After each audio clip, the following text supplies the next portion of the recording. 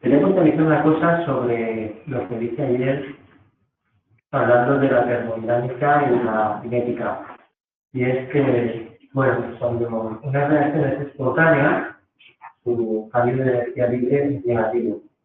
Y entonces la reacción, pues bueno, sucede.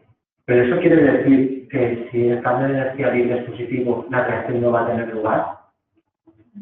No, lo que quiere decir es que tendremos que gastar una energía, ¿vale? En un gasto, realizar un trabajo, ¿vale? Para que la reacción ocurra, ¿de acuerdo?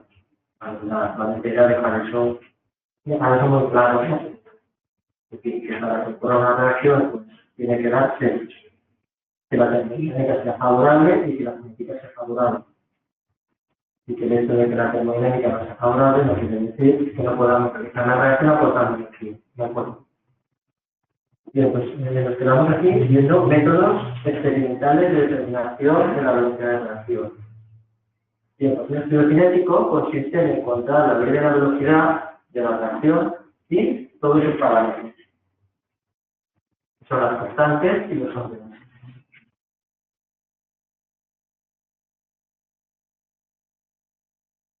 ¿Qué métodos podemos usar? Pues podemos utilizar métodos químicos que sería determinar la concentración de la especie que va desapareciendo, que va apareciendo en determinados tiempos.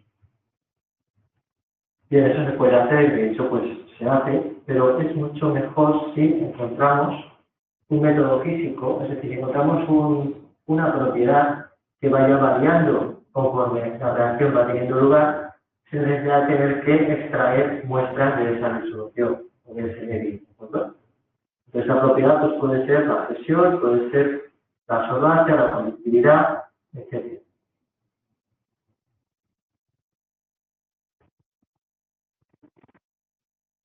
Y bueno, pues con estos datos vamos a ver tres métodos para determinar esta ley de velocidad. Serían los métodos basados en las ecuaciones integradas de velocidad, métodos que utilizan los tiempos de sincronización y métodos basados en velocidad inicial, también llamados métodos diferenciales.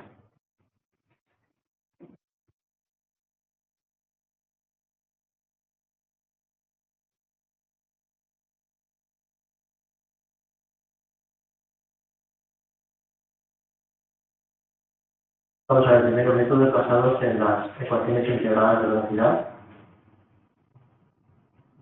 Si tenemos la variación de una concentración con un tiempo, pues podemos suponer un orden determinado para la reacción y ver si los datos que tenemos se ajustan a esa suposición. Entonces, si representamos la concentración frente al tiempo y eso da una recta, pues entonces podemos afirmar que el orden es cero. Sería un caso, una revisión lineal en la cual tenemos la ecuación de un cuadrado. La coordenada de origen sería la concentración inicial y la pendiente sería la constante de velocidad cambiada así.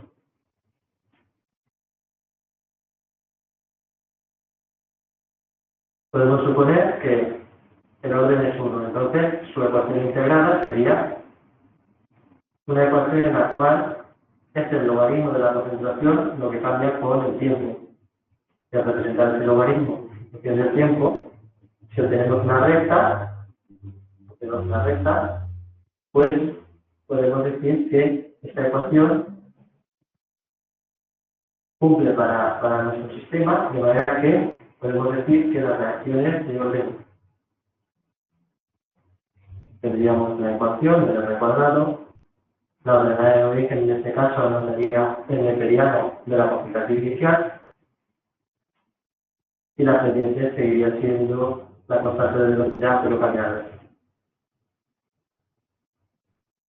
Y esto lo podemos hacer para cualquier orden de reacción, podemos determinar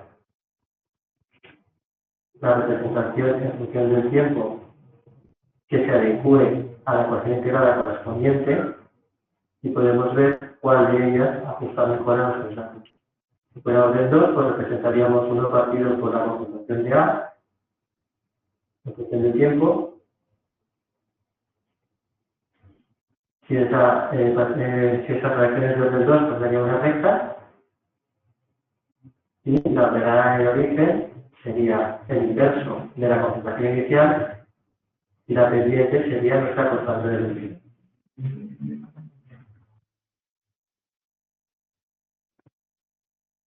Aquí hay un ejemplo, determinar el orden de la reacción de hidrólisis de 2,2 metilpropano a 25 grados, suponiendo que la velocidad solo depende de la concentración de esta especie, ¿no?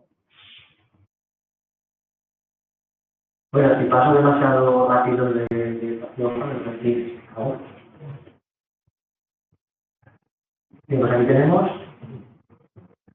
tiempo y concentración.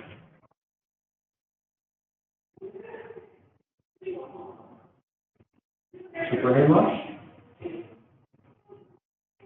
que la velocidad solamente va a depender de la concentración de esta especie que vamos a llamar A.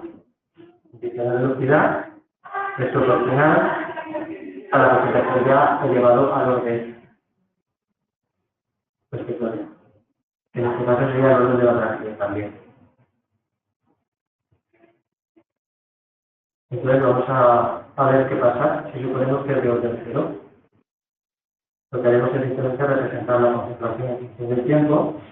Entonces si representamos, pues nos da una recta, pero tenemos que la tendencia que tenemos aquí no es recta, ¿de acuerdo? Sino que es curva. Ya me he recordado, no está aceptable, pero visualmente esto no cuadra, no coincide. La tendencia no es recta, ¿de acuerdo? Por lo tanto, los puntos no se ajustarán a la recta. Ahora lo que haríamos sería determinar el meridiano de estas concentraciones y representarlo en función del tiempo para ver si es de orden 1. Entonces, en este caso, sí que se obtiene una tendencia recta, ¿de acuerdo? Por lo tanto, podemos afirmar que los puntos se ajustarán a la recta. Un adecuado mucho mayor que el anterior. Si este es de orden 1, pues no va a ser de orden 2, pero vamos a ver qué pasaría si enseñamos orden 2. Para orden 2, tenemos esta ecuación integrada, entonces tenemos que representar 1 partido por la concentración de A, en función del tiempo, y vemos que tampoco se ajusta a los datos experimentales que tenemos, que son los datos que describen una curva y no una recta. Por lo tanto, no se ajustan a una recta estos datos. Por lo tanto, concluiríamos que el orden de la reacción es orden 1. Y obtendríamos la constante de velocidad a partir de la pendiente. Sería la pendiente cambiada de signo. Y si esto son horas, pues las unidades serían hora a la menos 1.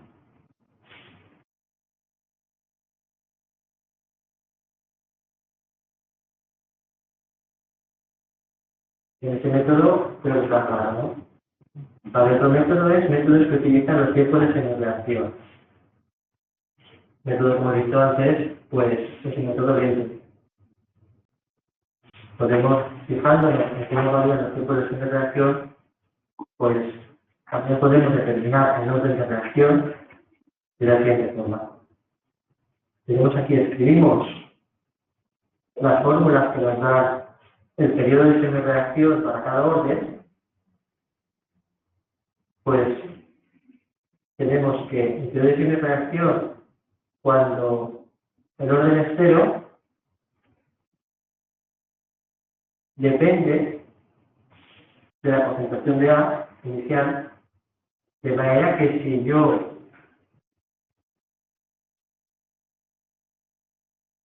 cambio la concentración inicial por la mitad de la concentración que tengo, el tiempo de semireacción va a ser también la mitad. ¿verdad? Cuando el orden es 1, aunque yo cambie la concentración inicial a la mitad, como no depende de la concentración inicial, pues el periodo de semi-reacción va a ser el mismo. Si tenemos orden 2, ¿qué va a pasar? Si yo sustituyo la concentración inicial por la mitad de esta concentración inicial, pues vamos a tener que el periodo de semi-reacción va a ser el doble. ¿Verdad? Es decir, que vamos a tener un comportamiento muy distinto en cada uno de estos tres casos de nuestro periodo de semi-reacción. Bien, veremos más adelante que cuando tenemos orden 2, esto en procesos elementales está ligado al choque de dos moléculas, ¿de acuerdo? Orden 2 es cuando se produce el choque de dos moléculas y ahí se produce la reacción. Bien, ¿qué pasa cuando la disolución está muy diluida? Pues que es más difícil que dos moléculas se encuentren. Y eso tiene lógica para lo que estamos viendo, ¿no? Es decir, que cuando mayor es la dilución, más va a costar que dos moléculas se encuentren y más largo va a ser el periodo de semi-reacción. Bien, entonces aquí el ejemplo dice, por observación de la tabla, determinar el periodo de semi-reacción para cada reacción, deducir el orden de reacción por la relación existente entre la concentración de A y el periodo de semi-reacción. Fijaos que antes hemos ido a hacer un montón de cálculos y ahora vamos a determinar el orden de reacción haciendo unos cálculos mínimos. Y en esta tabla, en la que hay tres, los indicadores son tres reacciones distintas. Tenemos aquí concentraciones, 0,8, 0,4 tenemos una concentración que es la mitad de la anterior, otra que es la mitad de la anterior, otra que es la mitad que vamos reduciendo las concentraciones a la mitad. ¿No? Entonces, para la cinética 1, tenemos que la concentración inicial es 0,8 a tiempo cero. Cuando la concentración se reduce a la mitad, han pasado 100 segundos en esta tabla, ¿no? Bueno, pues eso mismo ha pasado para los otros para los otros dos procesos, es decir, que podemos concluir que el periodo de reacción es en los tres casos es de 100 segundos. ¿De acuerdo? Pero fijaos qué pasa si ahora empezamos la reacción desde este punto. Empezamos la reacción desde este punto. En el primer caso, el tiempo que tarda en reducirse a la mitad es la diferencia entre sus valores, es decir, vuelve a ser 100. ¿De acuerdo? El tiempo necesario para que esta concentración se vuelva a reducir a la mitad, pues vuelve a ser otra vez de 200 a 300, 100. Y para cada reducción a la mitad, el tiempo es siempre 100 segundos. El tiempo es constante, no depende del valor que tengamos aquí. ¿De acuerdo? En cada caso es el valor que vamos a tomar como valor inicial. ¿Vale? Digamos que es como si reseteamos que si nos dejamos desde aquí, ya ver qué pasaría. Bueno, pues podemos concluir que la cinética 1 es una cinética de 10 minutos. De tres reacciones 100 segundos y en el primer caso el orden sería 1. En el segundo caso, cuando nosotros partimos de esta concentración, vamos a ver cuánto tarda en reducirse a la mitad, vemos que si esto es 0, pues esto es 200, ¿de acuerdo? Y si vamos viendo qué va pasando, vamos viendo que luego es 400, luego es 800, es decir, que se va duplicando, ¿de acuerdo? Entonces eso es típico de que de orden 2, ¿de acuerdo? En el caso segundo sería orden 2. En el tercero vemos que ocurre lo contrario. Es decir, que cada vez el tiempo necesario para reducir la concentración, una concentración dada a la mitad, pues cada vez es menor, cada vez es la tabla anterior, ¿de acuerdo? Con lo cual podemos concluir que eso será poder C, ¿de acuerdo?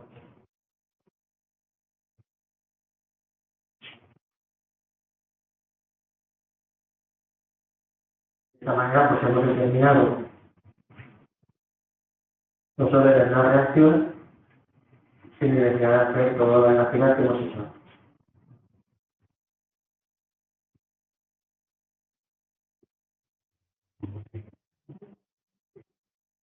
Vamos a aplicarlo a un ejemplo. A la temperatura de 25 grados, la reacción de A para la 2B muestra los resultados cinéticos siguientes. Entonces nos da una tabla de concentración en función del tiempo, minutos. Y nos pide que calculemos el orden de la reacción, la constante específica de velocidad, concentraciones de A y B transcurridos en 30 minutos, y cuál debería ser la concentración inicial de A para que el tiempo de simple reacción se duplicase. Vale, yo tengo hecho una plataforma, hay otra presentación. Vale, ese es el. Bien, a ver, aquí tenemos 0,96, la mitad es 0,48, la otra mitad es 0,24. Bueno, a ver, estos problemas están preparados, ¿no?, para que encontremos siempre la mitad. ¿De acuerdo? Pero no todos van a estar así preparados. Bien, entonces, a ver, realmente, de esta tabla lo que nos interesa es, pues hay datos que no nos interesan. Si vamos a aplicar el método de periodos de reacción, lo que nos interesa es esta columna, esta columna, esta columna y esta columna. Es decir, 0,96, pasamos a la mitad, pasamos a la mitad, pasamos a la mitad. Entonces, para pasar de 0,96 a 0,48, que es la mitad, pues tardamos 7 minutos. ¿Vale? Para pasar de 0,48 a 0,24, pues entonces son 21 minutos, ¿de acuerdo? Que son 14 minutos más de lo que teníamos aquí. ¿De acuerdo? Es decir, que podemos ver la diferencia, podemos calcular las diferencias en minutos, que sería, esta diferencia sería 7, esta sería 14 y esta sería 28. ¿Qué está pasando? Es que el tiempo se está duplicando. ¿Vale? Cada vez es más difícil que las moléculas se encuentren. Por lo tanto, volvemos. ¿De acuerdo? Bien, ¿cuál sería el periodo de reacción? Pues sería cuando tenemos aquí, ¿de acuerdo? Sería 7 minutos.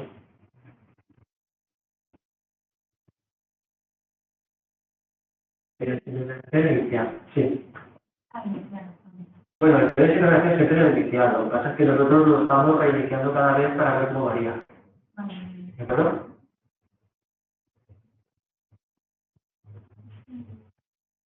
Vale, luego dice y la constante de velocidad.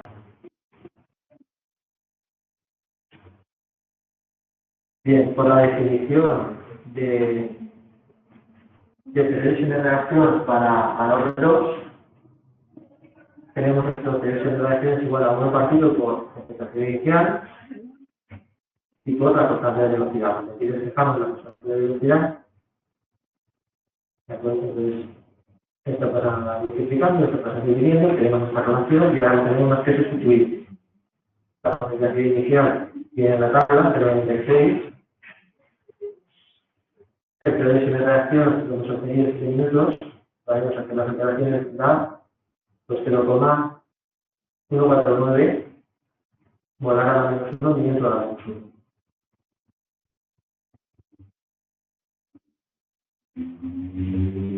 Las concentraciones de A y B transcurridos 30 minutos. Ahora, para calcular las concentraciones de A y B, pues escogeremos la ecuación integrada correspondiente, que es la de los inversos.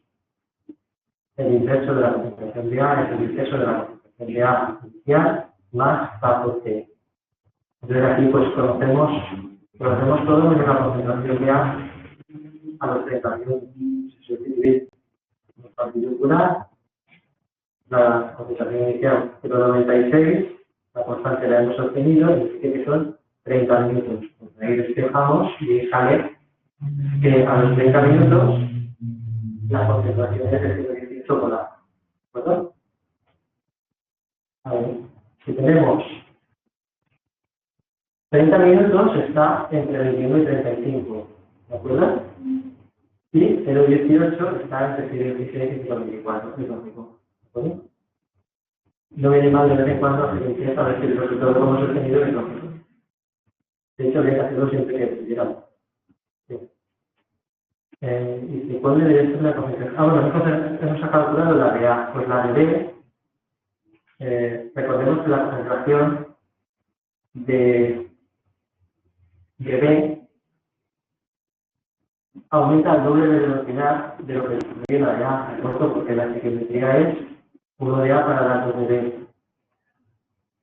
Entonces, con la estequiometría, la concentración de B será 2 veces la concentración de A que va desapareciendo. La concentración de A que va desapareciendo es la inicial menos la que tenemos en cada momento, ¿de acuerdo? Entonces, con eso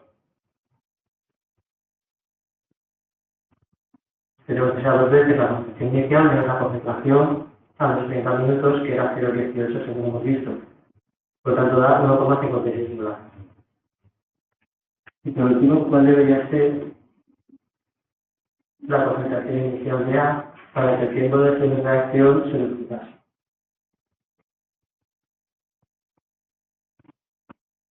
Vamos, el tiempo de reacción ahora es 14 minutos.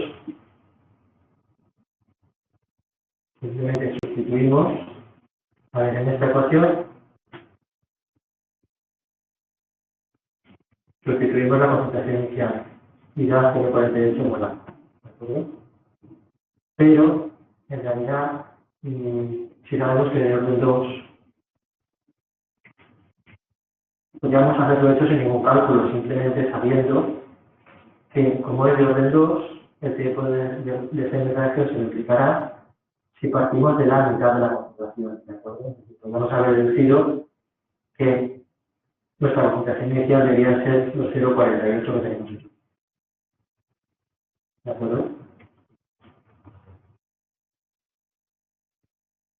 Entonces, eso es otro que se lo vale también. Es un razonamiento de ese tipo.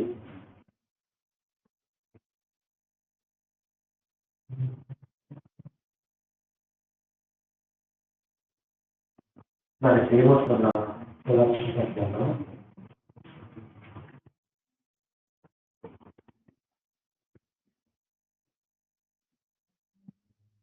Bueno, podríamos volver atrás un poquito a este problema, ¿de acuerdo? Que hemos visto, en el que, bueno, la tabla no está, digamos, no está amañada, ¿no? Como las que hemos tenido hasta ahora. De todas formas, podemos ver que, a ver, la mitad de 0,104 sería 0,052, que estaría más o menos por aquí, ¿de acuerdo? Se parece a 0,064. Podríamos hacer una interpolación y veríamos que eso está más o menos entre 12 y 15 horas, ¿de acuerdo? Y en la mitad de este 0,052 sería 0,026, que casi está aquí, tenemos 0,027, ¿de acuerdo? Es decir, que correspondería a más o menos 26 horas, ¿no? Es decir, que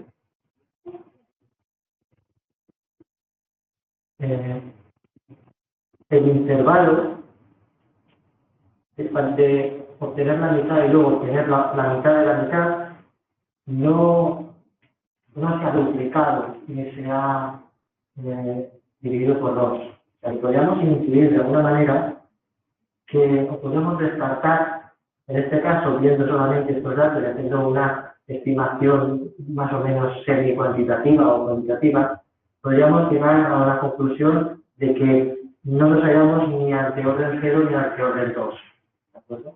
Porque la variación que tiene la expresión de reacción no corresponde con una variación que se vaya duplicando o que se vaya disminuyendo hasta la mitad, ¿no? Vale, simplemente así. Los datos que uno encuentra experimentalmente se van a parecer más a esto que a los problemas que acabamos de hacer.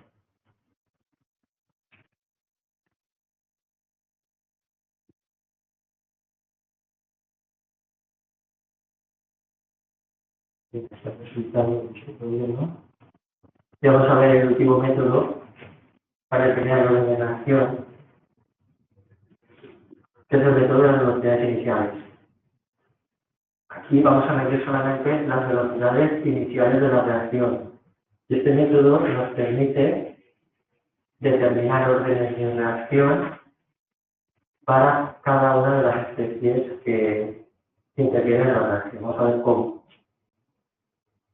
Al tener una reacción A más B más C para dar productos, pues nosotros podemos escribir, bueno, podemos suponer que la ley es sencilla y que tiene esta forma, ¿de acuerdo? Es decir, la velocidad es proporcional a la concentración de A inicial elevado a una exponencia a su orden, por la de B elevado a su orden, por la de C elevado a su orden.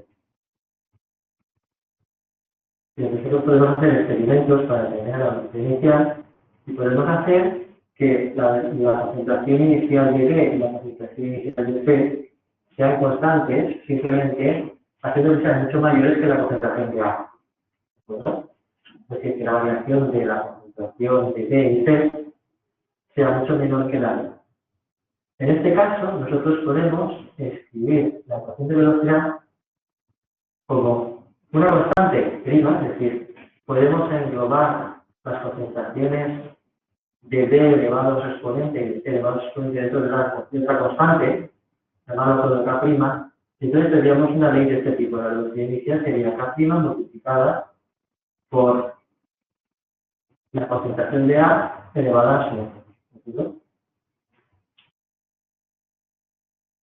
Lo mismo, si en otro experimento hacemos que las concentraciones de A y C sean muy grandes, pues entonces la velocidad solamente dependerá de B elevado a su orden. Y parece lo mismo. ¿De acuerdo? Entonces, ¿qué pasa? Si nosotros vemos, si hemos dejado constante en dos experimentos la concentración de A, la concentración de B y la de C, y hemos variado la de A, ¿de acuerdo?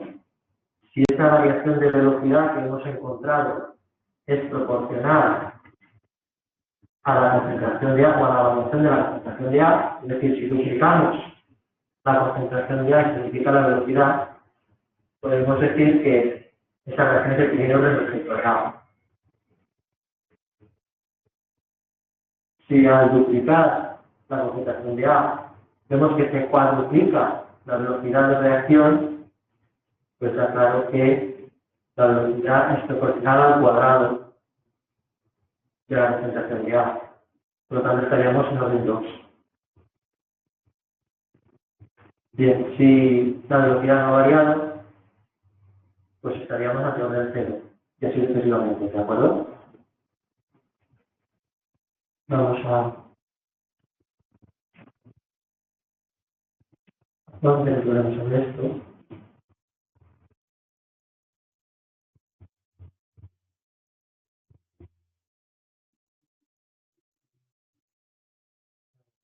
Los iniciales para la reacción A más B más T para los productos a 300 Kelvin son las siguientes, partiendo de varios conjuntos de concentraciones iniciales de los reactivos. Entonces, nos dan una serie de experimentos. Eso es lo que tengo yo aquí.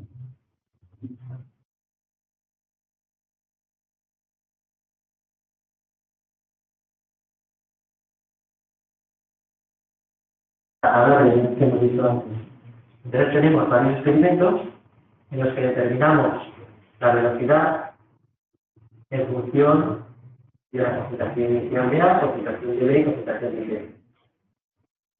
¿vale? En otro variamos. Dejamos constante 2 y variamos 1. ¿De acuerdo? Es decir, siempre dejamos constantes 2 y variamos 1. ¿De acuerdo? Entonces vamos a obtener una ley del tipo, bueno, esto es lo que pide el diferencial, calcular los relaciones parciales de reacción y la constante específica de velocidad. Y vamos a manejar una ley de este tipo.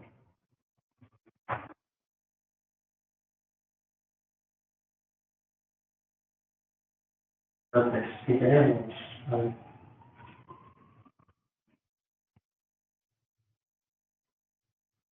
por caso del experimento, el experimento 2, ¿de acuerdo?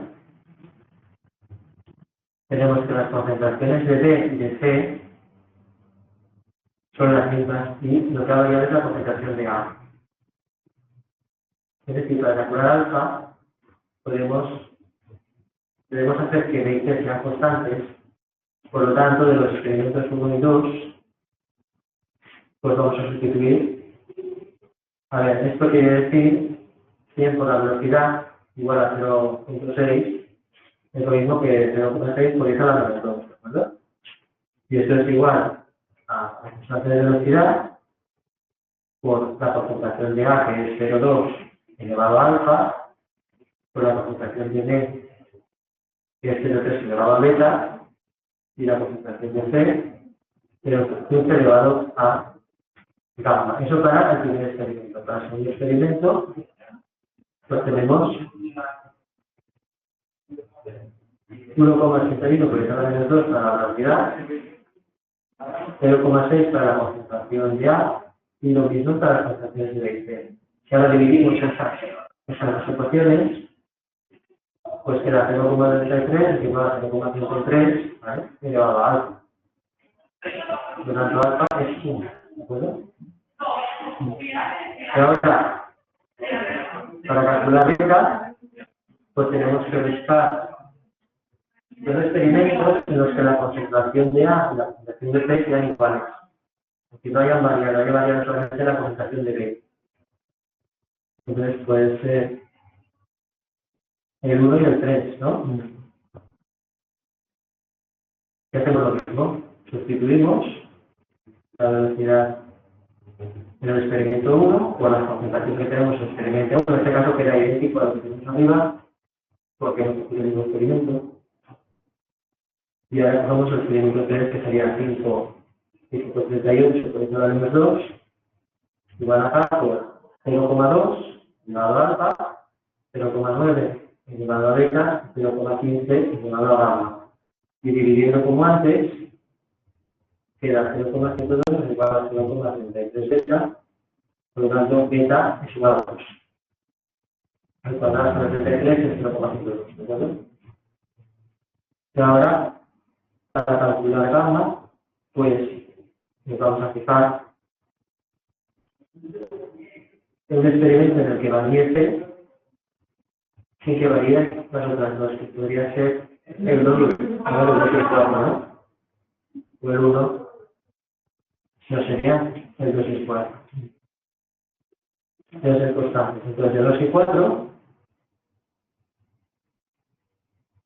ponemos la ecuación correspondiente al 2, que, bueno, pues tiene que ser aquí, lo han utilizado ya antes, ¿no? Por eso 1 por 10 a la menos 2 igual a segundo igual a la constante de velocidad por 0,6 elevado a alfa, por 0,3 elevado a beta, por 0,15 elevado a gamma, y 0,81 por 10 a la menos 2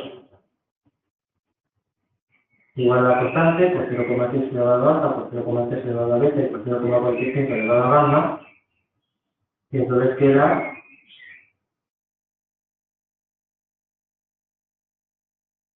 1 igual a 0,6 elevado a gamma, solamente puede ser gamma igual a 0, ¿de acuerdo?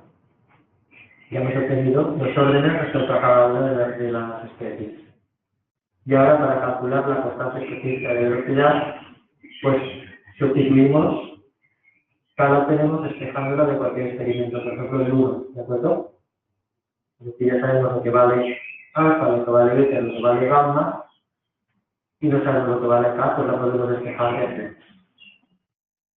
0,6, 0,6 molar por segundo y igual acá por 0,2 y por 0,3 al cuadrado porque poner beta hemos dicho que datos.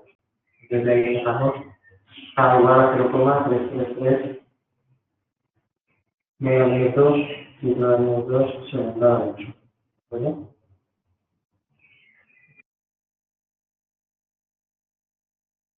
Bien, la verdad es que podríamos haber obtenido, bueno, esta es la manera ortodoxa y matemática y elegante de hacerlo, pero es la manera rápida de hacerlo, ¿de acuerdo? La manera rápida de hacerlo, pues es darnos cuenta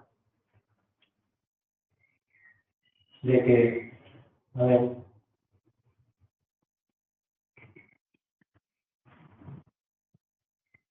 si tomamos el experimento 1 y el experimento 2, ¿de acuerdo?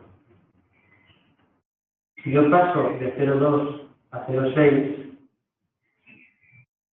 estoy triplicando la concentración de agua.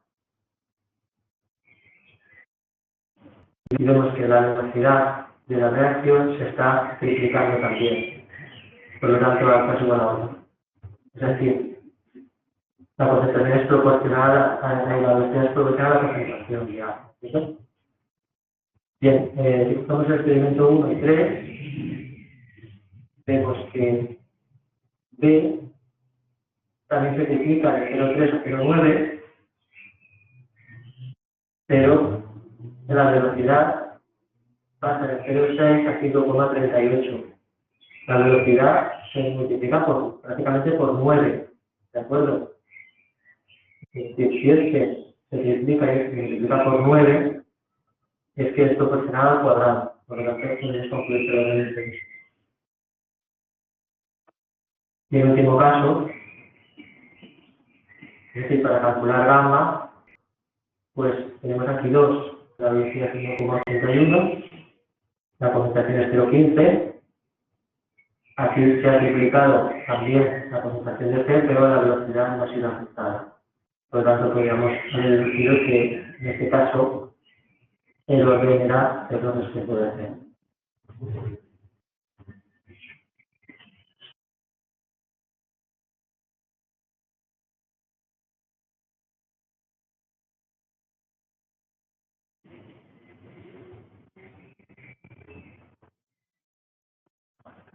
Vale, lo dejamos aquí y mañana seguiremos viendo mecanismos de reacción dentro de este tema.